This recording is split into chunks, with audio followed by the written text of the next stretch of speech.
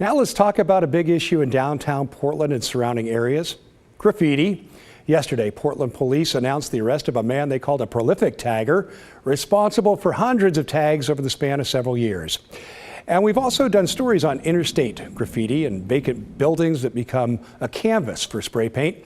And there is a process for the city to try and force property owners to clean up graffiti, but it's cumbersome, to say the least. Property owners all across Portland have 10 days to remove graffiti. If that doesn't happen, the city could issue an abatement notice, which gives the property owner another 10 days to remove it.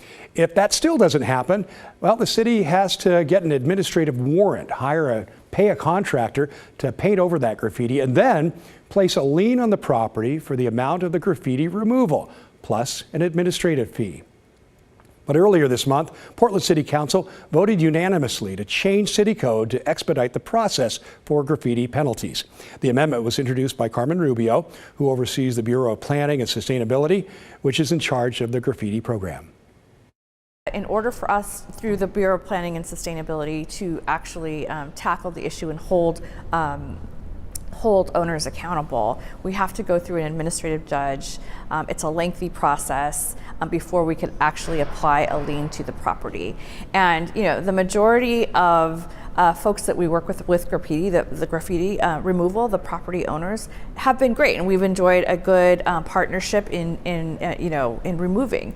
These are for the most egregious owners who are not being responsive to the city about their properties removing graffiti. So, and most of those owners of properties are out of state. So this is a really targeted approach to streamline the administrative function so that we get that turned over quickly and get the fine assessed really quickly so that we have more capacity to do even more.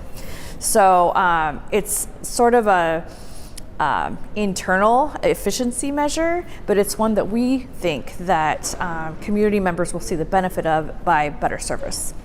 Commissioner Rubio there. So instead of getting a judge involved and winding through that system, the new code allows for the most egregious violations to be handled through the city's code hearings office, where an expedited decision can be made, which can include fines.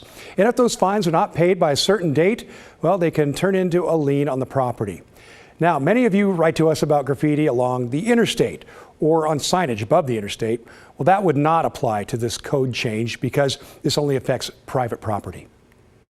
This is within the jurisdiction that we have, and at Bureau of Planning and Sustainability, we've had this program. We took it over in 2022, and since that time, we've removed over 500,000 square feet of graffiti. So we have a very committed, very engaged bureau that really wants to make the most of the time aspect. And one of those critical features is to do everything we can internally to cut that time down. This is just one lever that we're using. There are multiple tools that need to be employed around this issue. There's clearly the enforcement issue about, folks that are the perpetrators of graffiti, and that is something that's equally important.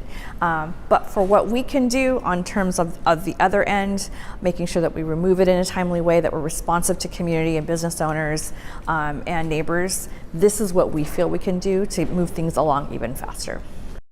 Okay, so what's going through your mind after hearing about this change? Do you think it'll make a difference, or does it make a nice headline and you're skeptical about actual improvement on the streets? Let us know. Email the story at kgw.com, or of course you can call us and leave a voicemail, 503-226-5090.